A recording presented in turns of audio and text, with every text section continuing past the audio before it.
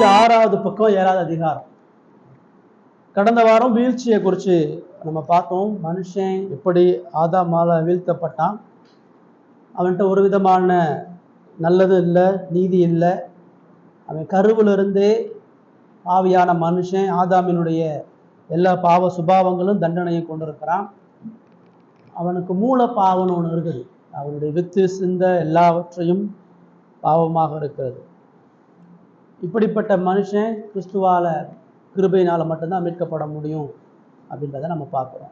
அவனால் கடவுளை தேட முடியாது, கடவுளிடத்துல விரும்பி வர முடியாது, கடவுளுக்கு பிரியமே அதையும் செய்ய முடியாது. ரைட்.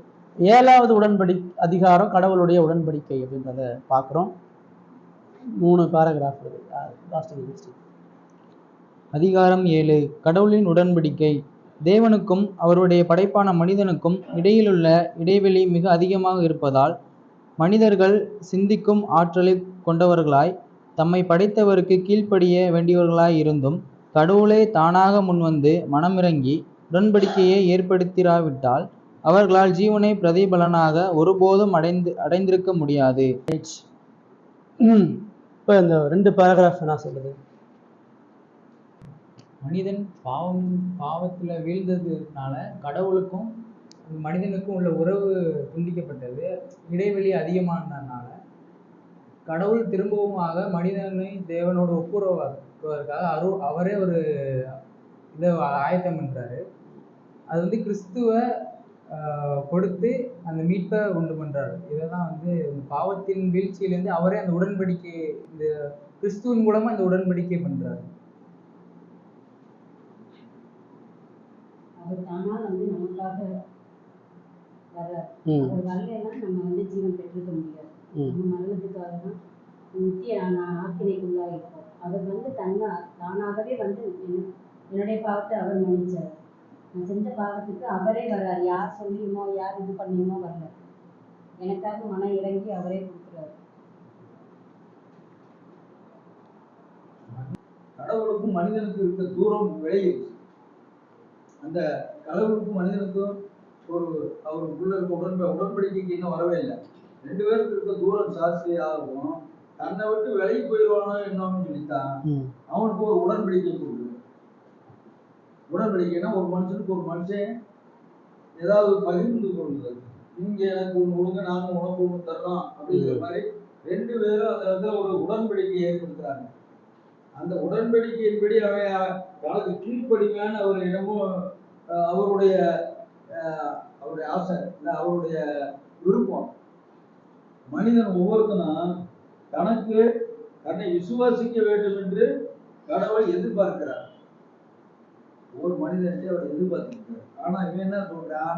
விசுவாசத்தை இல்லாதனால கடவுளே தேடி வந்து நான் உனக்கு அந்த விசுவாசத்தை கொடுக்குறேன், நம்பிக்கை கொடுக்குறேன், எல்லாத்தையும் கொடுக்குறேங்கிறாரு. இந்த உடன்படிக்கை நம்ம பார்க்கும் பொழுது ஆதாம் பாவம் செஞ்சதுக்கு அப்புறம் ஏற்படுத்தப்படுதா, முன்னாடி ஏற்படுத்தப்படுதா?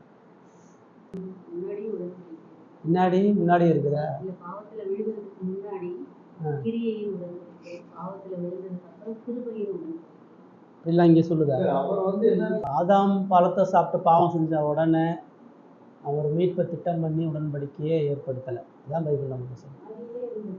படைக்கிறதுக்கு முன்னாடி உடன்படிக்கை அவர் பண்ணியிருக்கிறாருன்னா பாவமே இல்லை, எதுக்கு உடன்படிக்கை பண்ணாருன்னு ஒரு கேள்வி வரும்.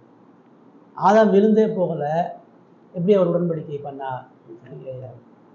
அதுதான் நமக்கு எபேசியர் 1ஆம் அதிகாரம், வாட்ச பகுதி, ரோமர், எசேக்கியேல் இதெல்லாம் நமக்கு என்ன சொல்லுதுன்னு சொன்னால், கடவுள் முதலாவது உடன்படிக்கையை ஆபிரகாம்கிட்ட பண்ணலை, ஆதாம்கிட்ட பண்ணலை, தாவீதுகிட்ட பண்ணலை, இயேசுகிட்ட பண்ணுறார். பிதாவாகிய தேவன் குமாரனிடத்துல பண்ணினது தான் உடன்படிக்கை. அந்த உடன்படிக்கையினுடைய நிழல், அந்த உடன்படிக்கையை விசுவாசிப்பதற்காக மற்ற உடன்படிக்கைகள் இருந்துச்சு. இப்போ குமாரன்கிட்ட என்ன உடன்படிக்கையை அவர் ஏற்படுத்துறாரு? அவருக்கென்று ஒரு ராஜ்யம், அந்த ராஜ்யத்துக்கென்ற மக்கள், அந்த மக்களுடைய மீட்பினுடைய நிறைவேற்றம் இயேசுவுக்கு செய்யப்படுகிறது. இயேசுவுக்கு மகிமையா ஒரு ராஜ்யம், அந்த மக்கள், அந்த மக்கள் பாவத்திலிருந்து மீட்புக்காக அவரை விசுவாசிப்பது தான் உடன்படிக்கை. அந்த உடன்படிக்கை நிமித்தமாக தான் உலகம் படைக்கப்படும். ஏன் உலகத்தை சேரை நான் உருவாக்குறேன், பொழுதுபோல் நான் உருவாக்குவேன்னா இதை நான் பயன்படுத்தணும்னு ஒரு நோக்கத்துக்காண்டி உருவாக்குறேன். அப்போ கடவுள் வானத்தையும் பூமியையும் படைச்சார். ஏன் படைச்சார்? மனுஷனை படைச்சார். ஏன் படைச்சார்? படைப்பை படைச்சார். ஏன் படைச்சார்? ஆதியாகமும் சொல்லலை, யோவான் 1ஆம் அதிகாரமும் எபிரேயர் 1ஆம் அதிகாரமும் சொல்லுது, அவர் ஆதியிலே தேவனோடு இருந்தார், சகலமும் அவருக்காக உண்டாக்கப்பட்டது.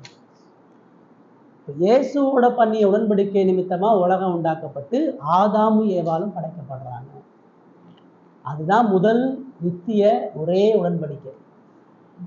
ஆதாம்கிட்ட நீ புசிக்கும்னாலே சாகவே சாவாய் உடன்படிக்கைனா அவன் தான் மீறுவான்னு அவருக்கு தெரியுமே, அவன் தான் செய்ய மாட்டான்னு தெரியுமே. அந்த உடன்படிக்கை அது எதை நிலைநாட்டுகிறதுன்னு சொன்னால், ஆதாம் இந்த உலகத்தில் பாவத்தில் வீழாமல் அவன் கிறிஸ்துவினுடைய பிள்ளையா கிறிஸ்துவுக்கு மகிமை செலுத்தி வாழணும்னு சொன்னால் அவன் இயேசுவை நம்பினவனா இயேசுவை சார்ந்தவனாக இருக்கணும். அவன் அதை நம்பாமல் தன்னுடைய சுய ஞானத்தை வழிமுறையை சார்ந்தனால தான் பாவம் செஞ்சு விழுந்து போகிறான். விழுந்து போன ஆதாமை தேடி ஏன் அவர் மனம் முறங்கி வந்தார்? சாகவே சாவாயின்னு சொன்னவர் அவனை சாகடிக்கலை, இந்த உலகத்தை அழிக்காமல் ஏங்கிட்ட வந்தார்னா இயேசுட்ட உடன்படிக்கை பண்ணியிருக்கிறார். இயேசுவின் மூலமாக இந்த பாவிகளை பரலோகத்தை கொண்டு வருகிறது உடன்படிக்கை. அதுக்கு தான் அவர் ஆதாம்கிட்ட வந்து நீ உடன்படிக்கையை மீறுவ, நீ உடன்படிக்கையை கை கொள்ள மாட்ட, ஏற்கனவே நான் குமாரனோடு பண்ணிய உடன்படிக்கையை நீ விசுவாசி. உடன்படிக்கை என்பதை கடவுள் திட்டம் பண்ணி ஆரம்பிச்சிருக்கார். அந்த உடன்படிக்கையில் மனிதனுக்கு எந்த பங்களிப்பும் கிடையாது. அந்த உடன்படிப்பை பிதாவுக்கும் குமாரனுக்கும் உண்டான உடன்படிக்கை. அதை புரிவதற்காக மனிதனோடு தற்கால உடன்படிக்கையின் மூலமாக இயேசுவை பிரதானப்படுத்துகிறார். அப்படிதான் ஆபிரகாம் அழைக்கிறார். ஆபிரகாம்கிட்ட சொல்றாரு, வானத்து நட்சத்திரங்களை போல உனக்கு சந்ததி இருக்கும், பூமியில் ஆசீர்வதிக்கப்படுன்றார். அவனுடைய பங்களிப்பு அங்க என்ன? அவன் அதை நம்பாதனால தான் ஆதியாகமம் 15ஆம் அதிகாரத்தில் அவனுக்கு அயர்ந்த நித்திரை வர பண்ணி அவனிடத்துல உடன்படிக்கை பண்ணி அங்கே புறாவையும் ஆடையும் வெட்டி அவன் ரெண்டா வைக்கிறான். அந்த காலத்தில் உடன்படிக்கைனா என்ன பண்ணாங்கன்னா, இப்போ நீங்கள் நானும் ஒப்பந்தம் பண்ணுறோன்னா, இப்போ ஒரு இந்த இடம் வாங்குறீங்கன்னு வச்சுக்கோங்க, இந்த இடத்தோட ஓனர் நான், இந்த இடத்த வாங்க போகிறது நீங்கள், நம்ம 2 பேரும் எங்கே போகணும்? பத்திர ஆஃபீஸ் போகணும். போய் நான் என் அட்ரஸ்ஸு இந்த வீட்டோட அகலம் எல்லாத்தையும் சொல்லி இப்படிப்பட்ட என் வீட்டை இந்த ரூபாய்க்கு இவருக்கு கொடுக்குறேன்னு கையெழுத்து போட்டு முத்திரை கொடுக்கணும். நீங்கள் உங்கள் அட்ரஸை கொடுத்து நான் இந்த வீட்டை அப்படி வாங்குகிறேன், இந்த வீட்டுக்கு நான் அவ்வளோ ரூபா கொடுத்து வாங்குறது எனக்கு சொந்தமாகுது, நீங்கள் முத்திரை போடுங்க. இதுதான் உடன்படிக்கை. உங்களுக்கு பங்களிப்பு, எனக்கு பங்களிப்பு இருக்குது. எந்த உடன்படிக்கையும் ஒரு நபரை மட்டும் சார்ந்து இருக்காது. ஆனால் கடவுளுடைய உடன்படிக்கை எப்பயுமே மனிதனை சார்ந்து இல்லை. அதனால தான் ஆதாம்கிட்ட அந்த கால உடன்படிக்கை என்ன பண்ணுவாங்கன்னா, ஆடை மாடையை வெட்டி 2 துண்டங்களாக வச்சு நீங்கள் நானும் நடந்து போகணும். நான் உங்ககிட்ட ஏற்படுத்திய உடன்படிக்கையை மீறிட்டேன்னா இந்த ஆட்டை வெட்டுற மாதிரி நீ என்னை வெட்டிடு, நீ சொன்னதை மீறிட்டேன்னா நீ இந்த மாதிரி வெட்டப்படணும். அப்படி சொல்லி தான் அந்த துண்டங்களுக்கு நடுவாக நடந்து போவாங்க. ஆதியாகமம் 15ஆம் அதிகாரத்தில் ஆபிரகாம் துண்டங்களை வெட்டி வைக்கிறான். அதில் ஆபிரகாம் நடந்து போல, ஆண்டவர் ஆபிரகாமுக்கு அயர்ந்த நித்திரை வச்சுட்டு அவர் நடந்து போறார். இந்த உடன்படிக்கையில் உனக்கு எந்த பங்களிப்பு இல்லை, இது நான் ஏற்படுத்துறது, நான் உனக்கு சொன்னது, நான் இதை நிறைவேற்றி முடிப்பேன், நான் உனக்கு சொன்ன வாக்குறுதியின்படி உனக்கு பிள்ளை இல்லாமல் வம்சத்தை வானத்து நட்சத்திரங்களை போல ஆக்கலைன்னா நான் செத்துருவேன், நான் அதென்ன ஏற்றுக்குவேன்னு சொல்லி அவர் நடந்து போனார். இதுதான் உடன்படிக்கை. இதுதான் இஸ்ரவேல் மக்களுக்கு நியாய பிரமாணத்தை கொடுக்குறார். அவன் எகிப்திலே விக்கிரக வழிபாடு பண்ணி தான் வர்றான். அவன் அவருடைய கட்டளையை பரிசுத்தமாக கை கொள்ள மாட்டான்னு அவருக்கு தெரியும். ஏன் அந்த உடன்படிக்கையை ஏற்படுத்துகிறார்? அந்த உடன்படிக்கையின் மூலமாக அவனுடைய பலவீனங்களையும் பாவத்தையும் சொல்லி இயேசுண்டத்தில் செய்த உடன்படிக்கையை, கிருபையின் உடன்படிக்கையை அவன் நம்பணும். அவனால் ஒன்றும் செய்ய முடியாதுன்னு உணர்வதற்காக கொடுத்தார். இதான் தாவீதோட பண்ண உடன்படிக்கை. பைபிளில் மனிதர்களோட பண்ணின உடன்படிக்கை எல்லாம் இயேசுவோட பண்ண உடன்படிக்கையை நினைவு கூறும்படியாக அதற்கு நேரம் நடத்துவதற்காக தான் இருக்கிறது. அதுக்கு தான் முதல் பேராகிராஃபு 2ஆவது பேராகிராஃபு சொல்லுது. சொல்லுங்க. ஆதியாகமம் 3:15 சொல்றாங்க, உன்னிடத்துக்கும் அவளிடத்துக்கும் கதவை உண்டாக்குவேன். ஆமா. அவர் உன் தலையை நசுக்குவார், நீ அவர். இயேசு கிறிஸ்துவை குறித்து வாக்குத்தத்தம் பண்ணப்பட்டது ஆதியாகமம் 3:15. ம். இப்போ ஆதாம் பாவம் செய்யறதுக்கு முன்னாடி அவன் எப்படி இயேசு விசுவாசிக்க முடியும்? அவன் பாவம் செய்யறதுக்கு முன்னாடி அவன் இயேசு கிறிஸ்துவையே விசுவாசிக்கணும்னு சொன்னான். அந்த உடன்படிக்கை அவனுக்கு ஏற்பட்ட பொழுது இதை புசிக்கும் நாளிலே சாகவாய் சாவாய் அப்படின்னா இதை புசிக்காம இருக்கிறதுக்கு அவன் என்ன செய்யணும்? அந்த தடை செய்யப்பட்ட பழத்தை அவன் சாப்பிடாம இருக்கிறதுக்கு அவன் என்ன செய்யணும்? அவனிடத்துல யார் பேசினது? அவனிடத்துல யார் இடைப்பட்டது? தேவனை ஒருவனும் ஒரு காலம் கண்டதில்லை. பிதாவின் மடியில் இருக்கிற ஒரே பேரான குமாரனை வெளிப்படுத்தினார். ஆதாம்கிட்ட பேசினது இயேசு. அப்ப அவன் இயேசுவை சார்ந்திருக்கும்படியா அவன் பாவம் செய்யாம அந்த உடன்படிக்கையை நிலைத்திருக்கிறதற்கு அவன் கடவுளுடைய கிருபையையும் தயவையும் சார்ந்திருக்க வேண்டிய நிர்பந்தம் இருந்துச்சு. அவனுக்கு பாதுகாவலரா மீட்பராக தேவன் இருக்கிறான்ற சிந்தை அவனுக்குள்ள இருந்துச்சு. அவன் அதை நிராகரிச்சுதான் பாவம் செய்ய. அந்த தேவன்ற வார்த்தை வருது, தோட்டத்திலே தேவனாகிய கர்த்தர் உலாவுகிற சத்தத்தை கேட்டு ஆதியிலே தேவன் வானத்தையும் பூமியையும் படைத்தார். அந்த தேவன்ற வார்த்தை இயேசுதான் சொல்லுது. ஒரு மனுஷனும் கடவுளை காணதில்லைன்னு பைபிள் சொல்றாரு. அப்புறம் ஆதாம் மட்டும் எப்படி காண்றான்? இயேசுவே சொல்றாரு, பிதாவை ஒருவனும் கண்டதில்லை, பிதாவின் மடியில் இருக்கிற ஒரே பேரான குமாரனை அறிந்திருக்கிறார். அப்ப ஆதாம் எப்படி பார்த்தார்? கடவுள் மனிதனிடத்தில் இடைபடணும்னு சொன்னா மத்தியஸ்தனாகிய இயேசு பேர். அந்த இயேசுவை அவன் அறிந்து விசுவாசிப்பதற்கான வாய்ப்பு கொடுக்கப்பட்டது. அவன் அதை நிராகரித்து பாவம் செஞ்சான். தேவன் அந்த சுபிசேஷ சத்தியத்தை அவனுக்கு வெளிப்படுத்தும்படியா ஸ்திரீயின் வித்தாக தான் வரப்போறதை அவனுக்கு அங்கே சொல்றார். அதுதான் நோவாக்கு சொல்றார், அதுதான் ஆபிரகாமுக்கு சொல்லப்படுது. எல்லா உடன்படிக்கையின் மத்தியிலும் தேவன் இயேசுவையும் ரட்சிப்பையும் வெளிப்படுத்துறார். அதான் 2ஆம் பாராகிராஃப் சொல்லுது. முதலாவது, மனுஷன் சிந்திக்கிறவனா ஆற்றல் கொண்டவனா கீழ்ப்படிய வேண்டியவனா இருந்தாலும் கடவுள் மனமிருங்கி உடன்படிக்கையை ஏற்படுத்துறார். அவன் எனக்கு கொடுங்க, எனக்கு இதை செய்யுங்கன்னு அவன் கேட்கல, அவர் திட்டம் பண்றார் உடன்படிக்கை, அவர் முடிவு பண்ணார். 2வது பாராகிராஃபு, அந்த உடன்படிக்கையை நிறைவேற்றுவதற்கு, பாவிகளுக்கு இலவசமான ஜீவனை கொடுப்பதற்கு, அந்த கிருபையின் உடன்படிக்கையை கைக்கொள்வதற்கான விசுவாசத்தையும் மனம் திரும்புதலையும் எல்லா பரிசுத்தமாக்குதலையும் கடவுளே செய்கிறார். அவனுடைய வேலை என்னன்னா அந்த உடன்படிக்கையை நம்புறதான் வேலை. அந்த ஆபிரகாம்கிட்ட நான் வாக்கு பண்றேன், நீ விசுவாசி, நான் நிறைவேற்ற போறேன், நீ நம்பு. இஸ்ரவேல் மக்களுக்கு அதான் சொல்றாரு, நான் உன்னை கானானு கொண்டு போறேன், நீ நம்பு. தாவீதுக்கு அதான் சொல்றாரு, நான் உனக்கு ராஜ்யத்தை கட்டுவேன், நீ நம்பு. அதுல ஓன் பங்களிப்பு ஓன் திறமை எதுவும் கிடையாது. 2வது பாராகிராஃபு, உடன்படிக்கையினுடைய செயல்பாடு தேவனை சார்ந்தது. உங்களுக்கும் என்னையும் காப்பாத்துறதுல அவருக்குள்ளாக உன் பிதா குமாரனோட உடன்படிக்கை செஞ்சு அவர் நிறைவேற்றுறார். உடன்படிக்கையில உங்களுடைய என்னுடைய பங்களிப்பு என்ன? நம்புறது மட்டும்தான், விசுவாசிக்கிறது மட்டும்தான். நீங்க கடவுள் எதிர்பார்க்கிற மாதிரி ஒரு பொழுதும் செயல்பட முடியாது. அதான் சொல்றேன். கடைசி பாராகிராஃப், லட்சுமி கடவுள் விசுவாசி. நியாயப்பிரமாணத்தின் கிரியைக்காரராகிய யாவரும் சாபத்திற்கு உட்பட்டிருக்கிறார்கள். நியாயப்பிரமாண புத்தகத்தில் எழுதப்பட்டவைகள் எல்லாம் அவைகளின் நிலத்திராதவன் எவனோ அவன் சபிக்கப்பட்டவன். நியாயப்பிரமாணத்துல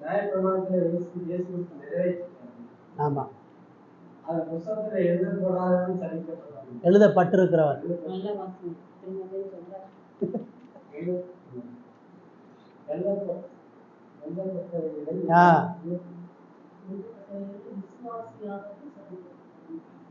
வார்த்தையை நம்பாத என்ன சொல்றாரு? ஆமா,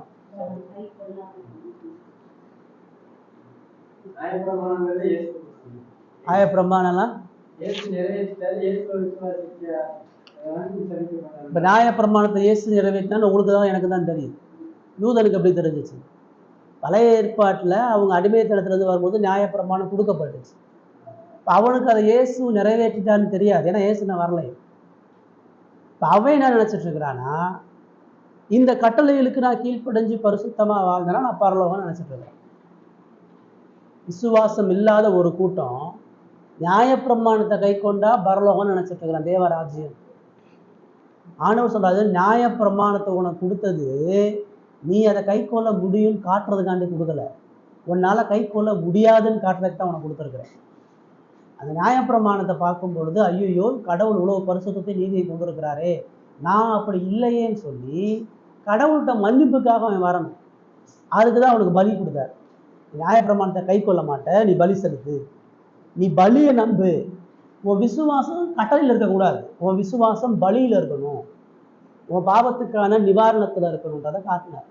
ஆனால் பரிசேயர்கள் வேதப்பாரர்கள் என்ன பண்ணாங்க, அவர்கள் செலுத்தக்கூடிய அந்த பலி அடையாளப்படுத்துகிற இயேசுவை நம்பலை, நான் கீழ்ப்படிஞ்சு பரலோகம் போவேன்றான், எனக்கு நியாயப்பிரமாணம் என்ன வேணும். இந்த கலாத்திய நிருபத்தில் என்ன பிரச்சனைனா, இயேசுவை ஏற்றுக்கொண்ட உடனே அவங்களுக்கு எதிர்ப்புகள் வரும் பொழுது நான் மறுபடியும் யூதனாவே போயிடுறேன், நான் மறுபடியும் விருத்த சேதனம் பண்ணிடுறேன், நான் மறுபடியும் யூத பாரம்பரியத்தை கை கொண்டு வருவேன். அது ஏன்னா மோசேயினுடைய ஆகமத்தை பிரசங்கிச்சு நீ நியாயப்பிரமாணத்தில் கை கொள்ளலாம், பரலோகம் போக முடியாது.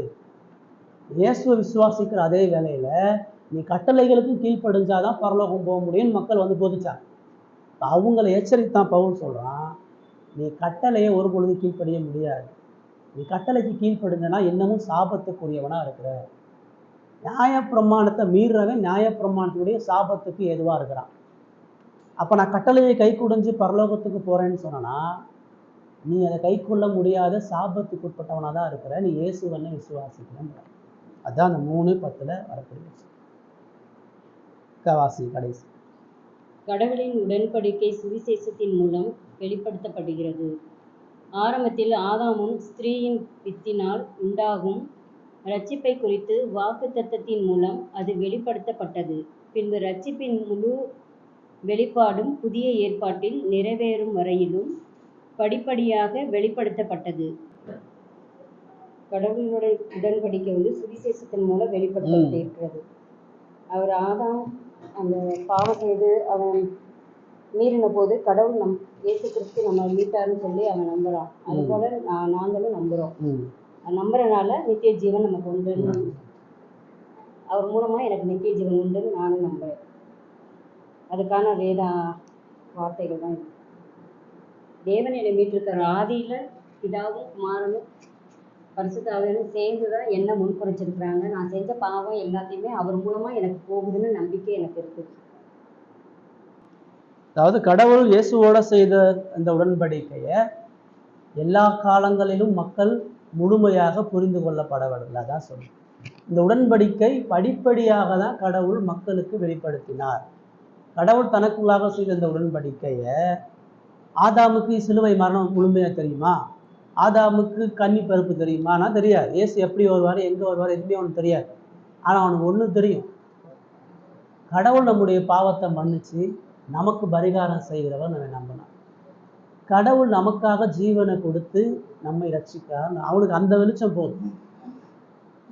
ஆபிரகாமுக்கு கடவுள் ஆதாம்கிட்ட சொல்லப்பட்ட அந்த உடன்படிக்கையினுடைய வாக்குத்தத்தம் முழு உலகத்துக்குமானது நம்ம நம்புறான். முழு உலகமும் பாவ மன்னிப்பையும் கடவுளுடைய ரட்சிப்பையும் அடையும்படியாக கடவுளுடைய திட்டம் இருக்குது. அதுக்கு விசுவாசிச்சா போகுதுன்றதை அவனுக்கு வெளிப்படுத்துறார். இப்போ எதிர்காலத்தில் ஆதாம்கிட்ட சொல்லப்பட்ட ஸ்திரீயின் வித்தாக அவனுடைய சந்ததியில் வரக்கூடிய ஒரு தேவ மனிதன் அவனுக்காக பாவ பரிகாரத்தை செஞ்சு விடுதலை கொடுப்பாருன்னு நம்பினான். ஆதாம் கூட கொஞ்சம் எக்ஸ்ட்ரா அவனுக்கு வெளிப்படுத்துறாரு. அவனுக்கும் இயேசுவை குறித்து முழுமையாக தெரியாது, ஆனால் அடிப்படையான சுவிசேஷ செய்தி தெரியும். இஸ்ரவேல் மக்களுக்கு அந்த பலிகள் மூலமாக, ஆராதனையின் மூலமாக, ஆசாரிய பணியின் மூலமாக, ஆசரிப்பு கூடாரத்தின் மூலமாக இயேசுவை பற்றி சொல்கிறார். இப்படி கடவுள் அந்த மறைக்கப்பட்ட உடன்படிக்கையை வரலாறு தோறும் படிப்படியாக வெளிப்படுத்தி புதிய ஏற்பாட்டில் எபிரேயர் 1:6 பார்க்குற மாதிரி இயேசுவின் மூலமாக முழுமையாகவே அந்த உடன்படிக்கையை வெளிப்படுத்திட்டார். இதுதான் கடவுளுடைய மீட்பின் திட்டம். உடன்படிக்கைன்றத ஜனங்கள் கிருபையினால விசுவாசத்தின் மூலமாக அடைகிறார்கள். இதுதான் உடன்படிக்கை. உங்களையும் என்னையும் கடவுள் உடன்படிக்கை செஞ்சிருக்கிறார் அப்படின்னா உங்ககிட்ட என்கிட்ட காணப்படக்கூடிய திறமையோ, இந்த வீடை நீங்கள் என்கிட்ட வாங்குறீங்கன்னு சொன்னால் நான் சும்மா உங்களுக்கு கொடுத்துட மாட்டேன். உங்ககிட்ட இதை வாங்குறதுக்கு பணம் இருக்குதா, நீங்கள் ஒரு உண்மையான நபரா, தகுதியை பார்த்து தான் இந்த வீடு நான் அள்ளி கொடுப்பேன். கடவுள் உங்ககிட்ட என்கிட்ட உடன்படிக்கை பண்ணும் பொழுது உங்ககிட்ட எதையுமே பார்க்கல. உங்ககிட்ட பார்த்துருந்தானா ஒண்ணுமே நடந்திருக்காது, எதையுமே கொடுத்துருக்க மாட்டார். அவர் இயேசுக்குள்ளாக உங்களுக்கு எழுதி கொடுத்துருக்கிறார். நான் இது குமாரனோடு உன்னை ரட்சிக்கிறேன்னு எழுதிட்டேன், குமாரனோடு உன்னை பரலோகத்துக்கு கூட்டிட்டு போறேன்னு சொல்லிட்டேன், குமாரனோடு உனக்கு நித்திய ஜீவனை தர்றேன்னு சொல்லிட்டேன். அவர் உனக்கு அந்த நித்திய ஜீவனை தருவதற்கான கிருபையையும் விசுவாசத்தையும் பரிசுத்தையும் நித்திய வாழ்வுக்கு அழைத்து கொண்டு போகக்கூடிய எல்லாத்தையும் அவர் செய்கிறாரு. உன் வேலை அதை விசுவாசிச்சு நம்பி நடக்கிறது தான் வேலை. அப்போ அந்த உடன்படிக்கை அப்படின்னு நம்ம பார்க்கும் பொழுது இது கடவுளால் ஏற்படுத்தப்பட்டது, கடவுளால் செயல்படுத்தப்படுகிறது, கடவுளால் நிறைவேற்றப்படுகிறது. உங்களிடத்துல என்கிட்டையும் ஒன்னே ஒன்று தான், விசுவாசத்தை மட்டும்தான் கடவுள் எதிர்பார்க்கிறார். இதான் வேலை. இதனாலதான் நம்ம ரட்சிப்பை இழந்து போக முடியாது. அவர் இயேசுட்ட உடன்படிக்கை செஞ்சதுக்கு அப்புறம் நீங்க தவறு பண்ணாலும் விழுந்து போனாலும் அந்த உடன்படிக்கையை அவர் திருப்பி போட முடியாது. உங்க வாழ்க்கையில் நடக்கக்கூடிய எல்லாத்துக்குமான பரிகாரத்தை அவர்கிட்ட வாங்கிட்டார், அவர்கிட்ட முடிச்சிட்டார். இனிமேல் உங்களுக்கு அவருக்கு எந்த நேரடி டீலிங் கிடையாது. அவர் இயேசு கூட எல்லாத்தையும் சமரசம் பண்ணி தீர்த்து முடிச்சிட்டார். அதனாலதான் விசுவாசி ஒருபொழுதும் பின்வாங்கி போக மாட்டான். பின்மாற்றம் அடைஞ்சிட்டாருங்க, விசுவாசத்துட்டு வழி விலகிட்டாருங்க, அதெல்லாம் பெந்தகோஸ்தைக்காரன் சொல்றது. என் ஆடு என் சத்தத்துக்கு செவி கொடுக்கும், என் ஆடை நான் பேர் சொல்லி அழைக்கிறேன், என் ஆடை நித்திய ஜீவனுக்கு கொண்டு போறேன்னு அவர் சொல்றாரு. என் ஆடை என் கையிலேருந்து எவனும் பறிக்க முடியாது, என் ஆடை பிதாவுடைய கையிலேருந்து பறிக்க முடியாது. இப்போ நீங்க எப்படி பறிப்பீங்க? நம்ம எப்படி ரட்சிப்பை அளக்க முடியும்? நம்ம எப்படி பரலோகத்தை அளக்க முடியும்? எல்லாத்தையும் அவர் முழுமையா செஞ்சு நம்மளை இயக்கி நம்மளை கொண்டு போய் நிறுத்துறார். நம்ம வேலை விசுவாசிக்கணும், கீழ்ப்படியணும், இது ரெண்டு மட்டும்தான். ரைட்? சொல்லுங்க. ஆதாம் பாவம் செய்வதற்கு முன்னிருந்த நிலைமையில் பெற்றிருந்த ஆசீர்வாதங்களின் நிபந்தனையின்படி அவனுடைய சந்ததியினர் தேவ சமூகத்தில் அங்கீகரிக்கப்படுவதில்லை. ஆதாம் பாவம் செய்வதற்கு முன்னாடி அந்த சந்ததி எந்த சந்ததி? ஆதாம் பாவம் செய்யாம அங்க இருந்திருந்தான்னு சொன்னா அவனுக்கு கொடுக்கப்பட்ட ஆசீர்வாதம், அவன் ஏதேன்ல பரலோக பிள்ளைகளை போல ஏதேன்ல பாவம் இல்லாத சந்ததியை உருவாக்கி ஏதேன்ல அவன் இயேசுவை மகிமைப்படுத்துவதற்கு தான் அழைக்கப்படுகிறான். ஆனா கிருபையினால ஒரு பாவியை ரட்சிக்கும் பொழுது ஆதாம்கிட்ட சொல்றாரு, நீ பழுகி பெருகி பூமியை நிரப்பு, என்னுடைய பாதுகாப்பு ஆசீர்வாதமும் இருக்கு. ஒருவேளை நம்ம பாவமே செய்யாம, ஆதாம் பாவமே செய்யாம அவனுடைய சந்ததிகளால் நம்ம இருந்திருந்தோம்னு சொன்னா நம்ம இந்த பூமியில பாவம் இல்லாம பரிசுத்தமா வாழ்ந்திருக்கலாம்.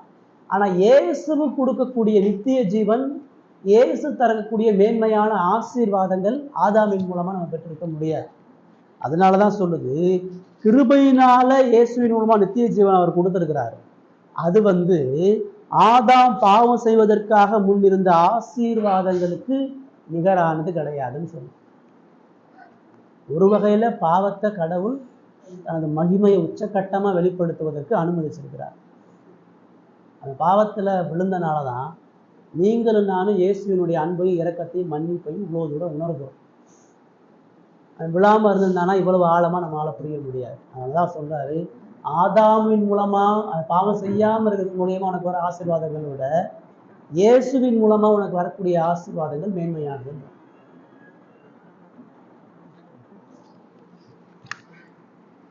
ரைட்? உடன்படிக்க நம்ம எவ்வளவு தூரம் விசுவாசம் உள்ளவர்களா, நம்ம சார்ந்து இல்லாம கடவுளுடைய திட்டத்தையும் இரக்கத்தையும் நோக்கி பார்க்கணுன்ற அடையாளத்தை சொல்லி அடுத்த வாரம் இயேசு கிறிஸ்துவை குறித்து பார்க்கலாம்.